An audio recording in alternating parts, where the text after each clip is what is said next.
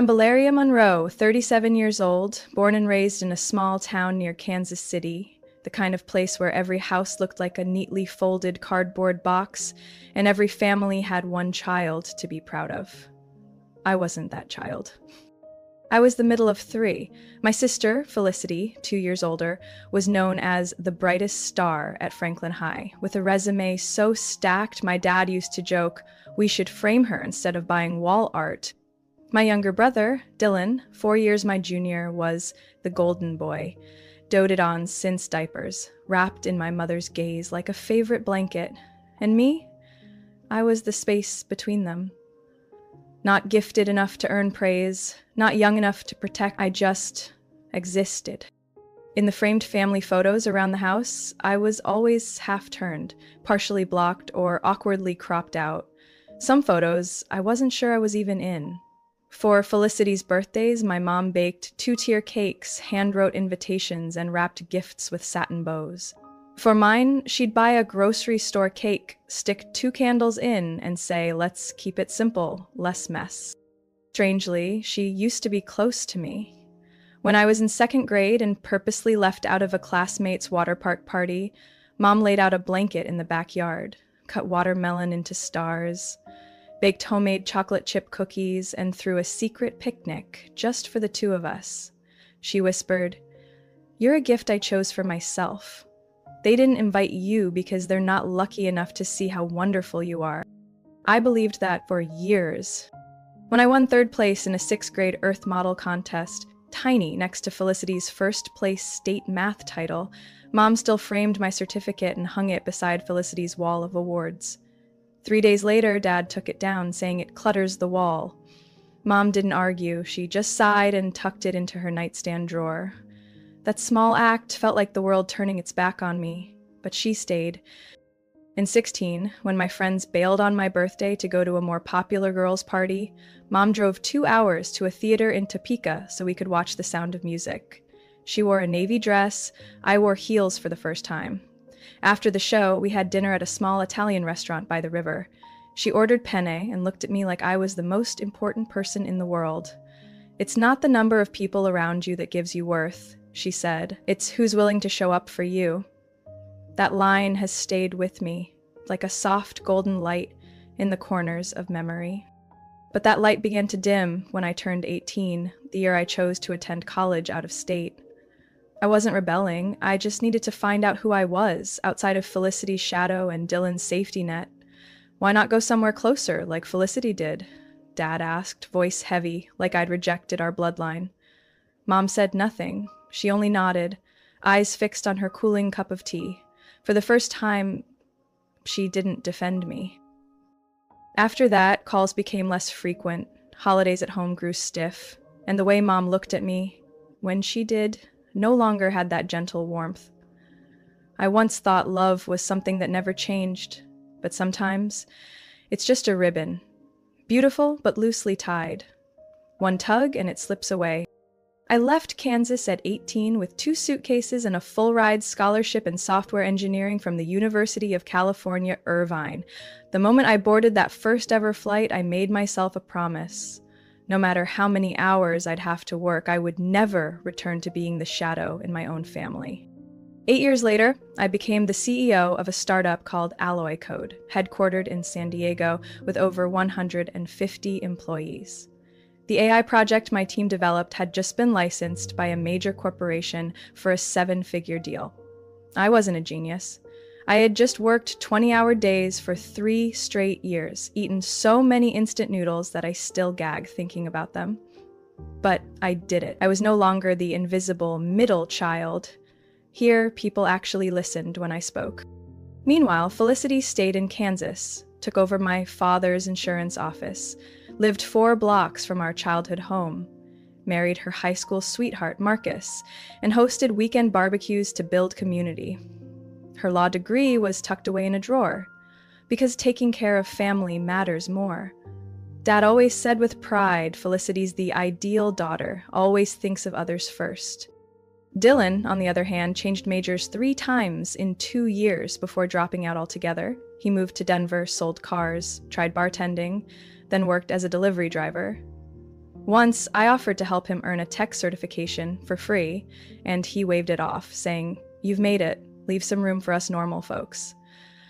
I still don't know if that was sarcasm or resentment. During my occasional calls home, I'd tell Mom about our upcoming venture capital meetings in Palo Alto, or the Vietnamese American intern who reminded me of myself a decade ago. She'd mumble, then change the topic to how Felicity was chosen to organize the school fundraiser, or how Dylan was so hardworking for taking night shifts to experience real life. I sent home carefully curated holiday gift baskets filled with local delicacies and souvenirs from business trips. Mom would text back briefly, "Thank you, very nice." Felicity loved the scarf. I didn't need praise. But her silence, from the same woman who once saved my tiny science fair certificate, made me feel like a number on a spreadsheet. Useful, but unloved. 2 years ago, at a Thanksgiving dinner I had painstakingly arranged to attend, Felicity waited until dessert, lifted her wine glass, and smiled at me. "You know what Mom once said? That if you just slowed down a little, you might have had a family and given her grandkids by now." I smiled stiffly and put down my knife. Are kids for Mom's happiness or for you to feel superior? The room went dead silent. Mom squeezed my hand under the table, as if to comfort me, but said, "Your sister's just worried about you. You live so far away. Your job is so stressful. Do you ever feel tired?" I looked at her, wanting to scream.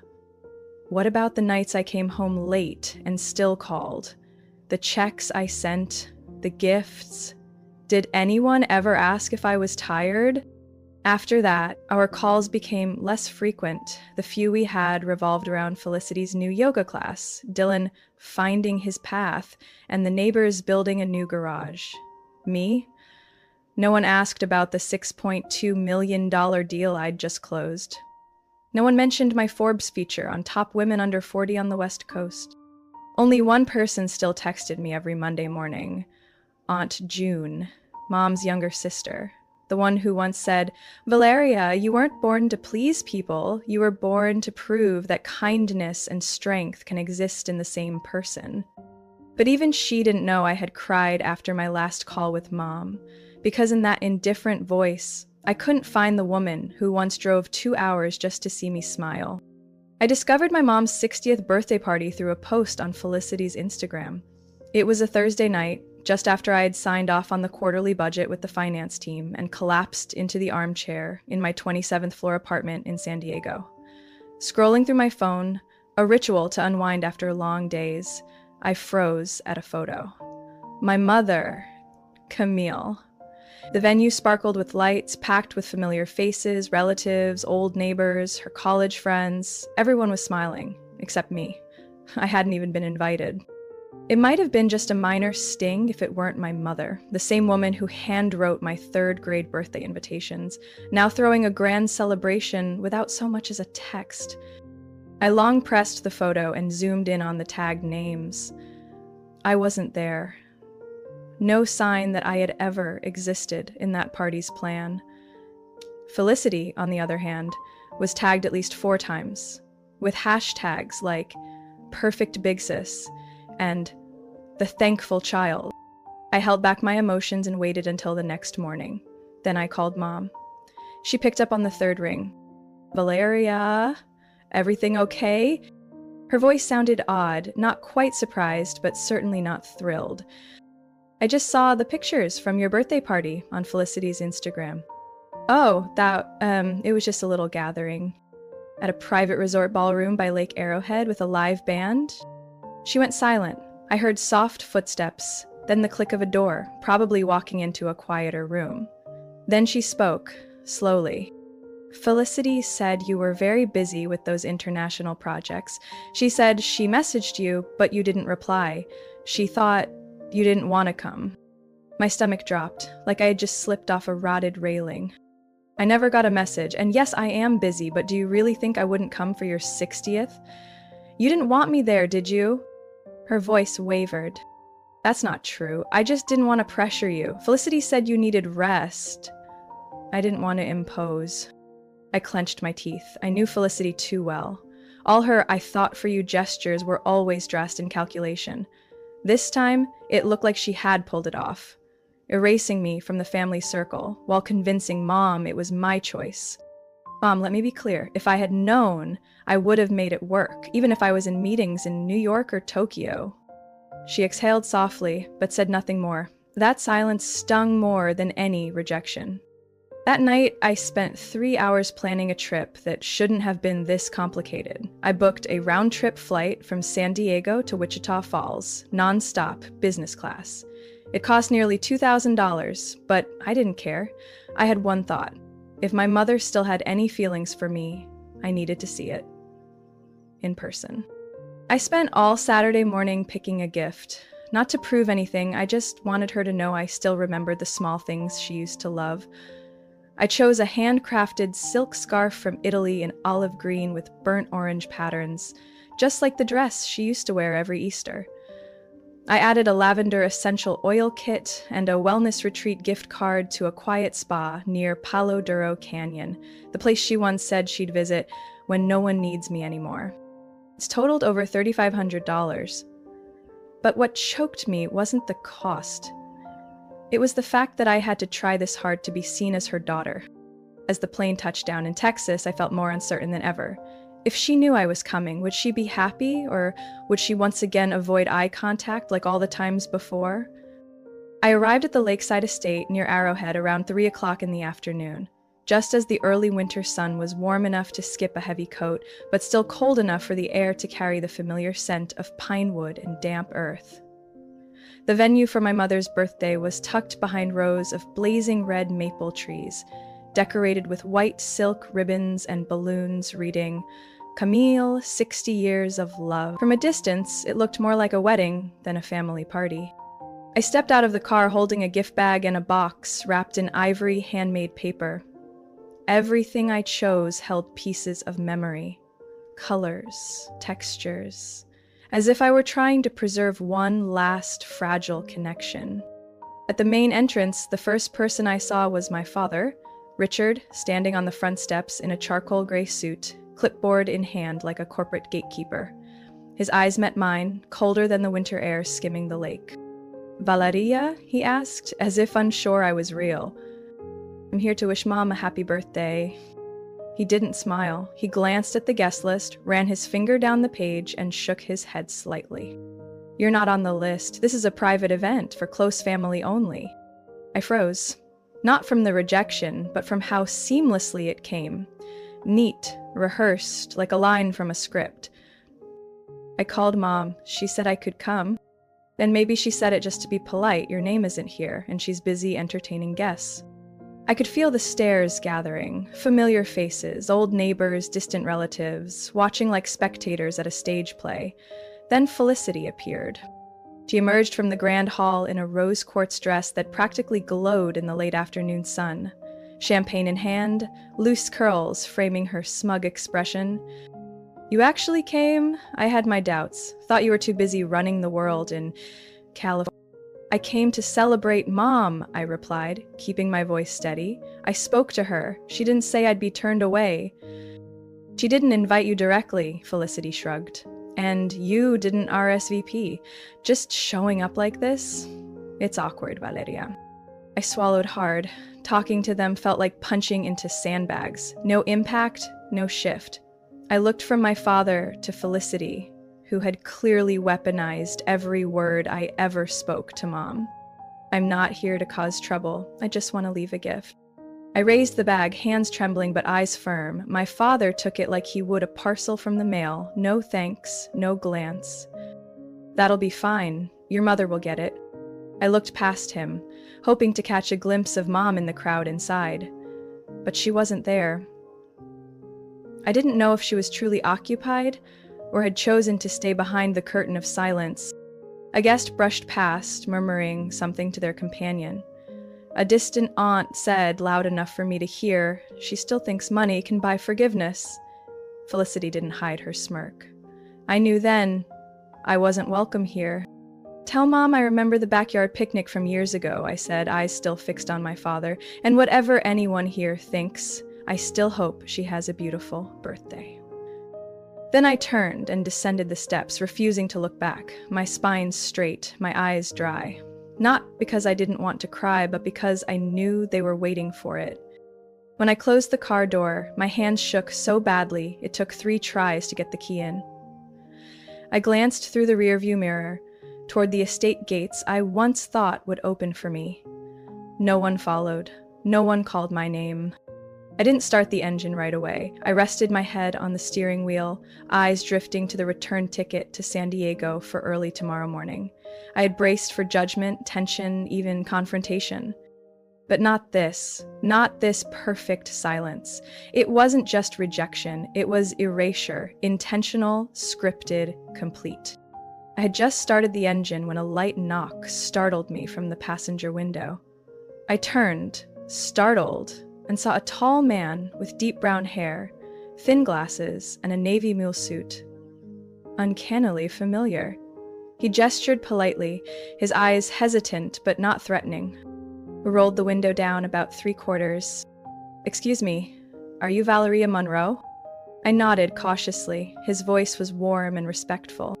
"I'm Noah Brennan. I think we've crossed paths, though not formally. I work at Alloy Code, engineering, 6th floor." I froze slightly. Alloy Code? My company. I looked closer, then it clicked. He was Felicity's boyfriend. The one I'd seen in a few photos she'd posted. I'd never paid much attention to him, never imagined this man would one day be standing beside my car, looking like he was carrying 1,000 unspoken truths. I know this is sudden, but... Noah glanced around and lowered his voice. "I need to talk to you about what just happened, about Felicity and your mother." I was silent for a few seconds. Logic told me to shut the window and drive away, but instinct, the same instinct that had kept me afloat for years in business, told me this wasn't ordinary. I unlocked the door. Noah stepped in carefully, taking the passenger seat with his hands clenched between his knees. "I'm sorry. I should have said something sooner, but I'm new to all this. I didn't know what was appropriate." I didn't respond, just looked at him. "Last night, during the final prep meeting, I overheard Felicity and Mr. Richard, your father, discuss how to handle it if Valeria shows up. That was his exact phrase. Felicity said, 'She won't dare, unless she wants everyone to think she's making it about herself again.'" I gripped the steering wheel, eyes fixed ahead. Though they suspected I might come, they did. "Felicity said your mom mentioned wanting you there, but she told your mom you were too busy, said you were with clients in Japan." I let out a dry laugh. "I canceled a Tokyo meeting because I thought Mom sincerely wanted to see me." "I believe she did," Noah said quickly, "because this morning, when she asked if I'd seen you, she looked like she was truly hoping you'd show." I turned to look at Noah for the first time. His gaze held steady. "Did Felicity ever tell you I work at Alloy Code?" I shook my head. She knows. "But she didn't say I work in engineering. Definitely didn't mention that you run the place." I closed my eyes, feeling a tangled storm of anger and humiliation welling up inside. "It's not your job she resents," he said quietly. "It's that you're the one your mom misses, even from afar. And she's right here every day, but still compared to someone who's not." I gave a bitter smile. "I thought I was the forgotten one." Noah shook his head. "At every meal, whenever someone brings up your name, Felicity changes the subject. She created a different version of you, cold, selfish, successful, but heartless. And everyone believes it because you're not around to speak for yourself." Something cracked inside me. Not fury, but that aching grief of realizing you've been erased from your own family's story by someone you once trusted. "Why are you telling me this?" I asked. Noah bowed his head, hands still clenched. "Because what they did today, it wasn't right, and I don't want to be part of it." Silence settled over the car like a thick fog. I didn't know what to say. At last, I gave a small nod. "Thank you. Maybe my story needs to begin again, on my own terms." "And with the truth," Noah replied. He opened the door, ready to leave, but paused. If you choose to confront them, I'll stand by you, not because I work for you, but because you're the only one here who isn't pretending." I watched him walk away, leaving me alone in the car with a tight chest, but a mind that was finally clearing. They shut me out of the table on my own mother's birthday, but I still have my voice, and if I must, I'll use it to bring the truth back where it belongs. Not for pride, but because my mother deserves to hear it, all of it, from me. I don't remember exactly how I got out of the car. All I know is that by the time I entered the banquet hall with Noah, my heart was pounding so hard I thought it might tear through the fabric of my dress. The soft sound of violins drifted from the upper balcony. Warm golden light illuminated clusters of guests chatting and laughing. I could feel the eyes, dozens of them, turning toward me like a reflex. Some stared in silence. Others whispered, "Is that her? I thought she wasn't coming." And then Felicity turned around. Her smile vanished the moment she saw me. Whatever story she'd been telling over her wine stopped mid-sentence.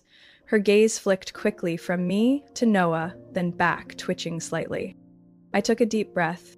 Before I could speak, Noah stepped forward and raised his voice. Clear, firm enough to reach every corner of the hall.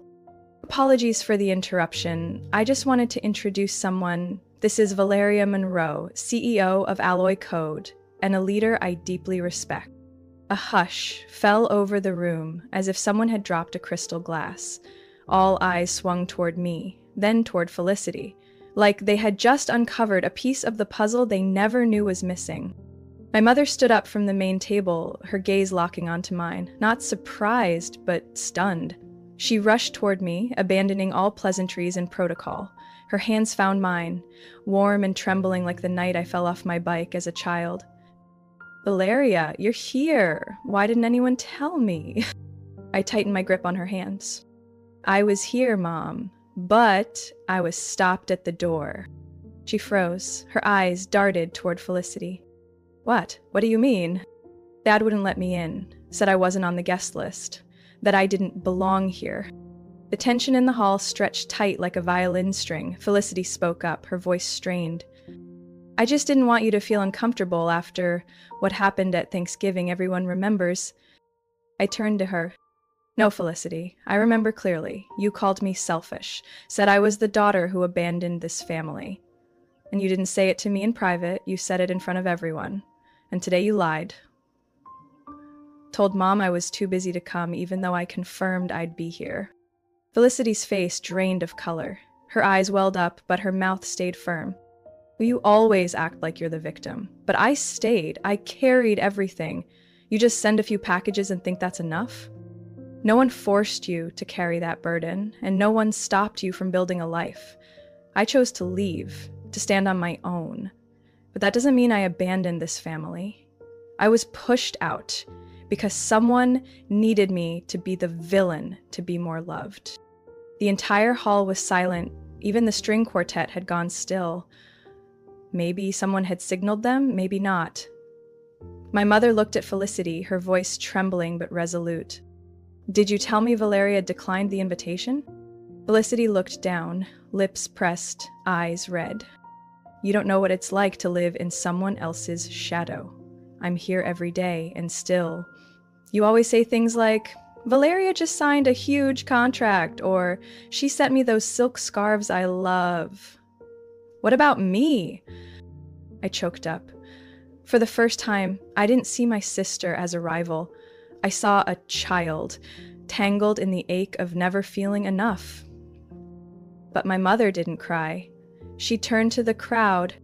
"Please excuse us. My family needs a few moments. The celebration will continue, but we'll step away for now."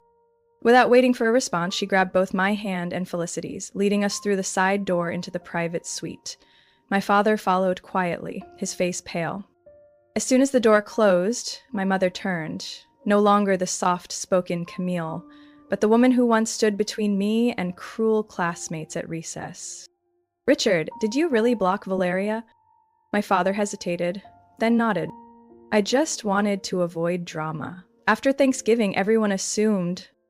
"Assumed what?" she snapped, her voice low but fierce. Being a mother doesn't mean sacrificing one child to keep peace with the other. Felicity broke down. I just wanted to be seen, to be chosen just once. My mother looked at us both. Her tears finally came. You are both my children, and I will not let anyone come between you again. Not Felicity, not Richard, not silence. The side room behind the banquet hall, once meant for musicians to rest, had now become a courtroom for decades of tension. The four of us, myself, Felicity, Mom, and Dad, sat around a velvet gray sofa. Noah stood quietly by the door, a silent witness who chose not to walk away. It felt like my entire childhood was being put on trial. Mom spoke first, her voice cutting through the tight silence.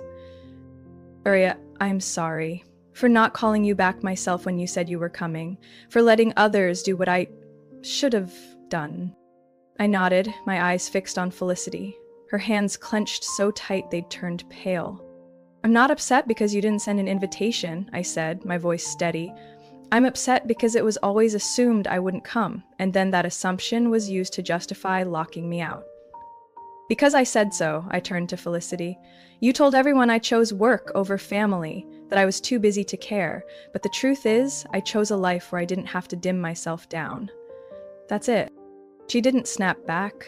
Instead, she swallowed hard and admitted, You think I don't know what it feels like to be compared? All through childhood, Mom kept bringing up that programming award you won in 11th grade like it was an Olympic medal. I had to work twice as hard to get 3 A's, and still Mom would say, Why can't you be more like Valeria? She never complains. You were the exceptional one. I was just average. And yes, I was jealous. Her voice cracked. For the first time, Felicity wasn't on the attack. But instead of saying that, you lied, I replied. You kept Mom's diagnosis from me. You suggested not to bother me.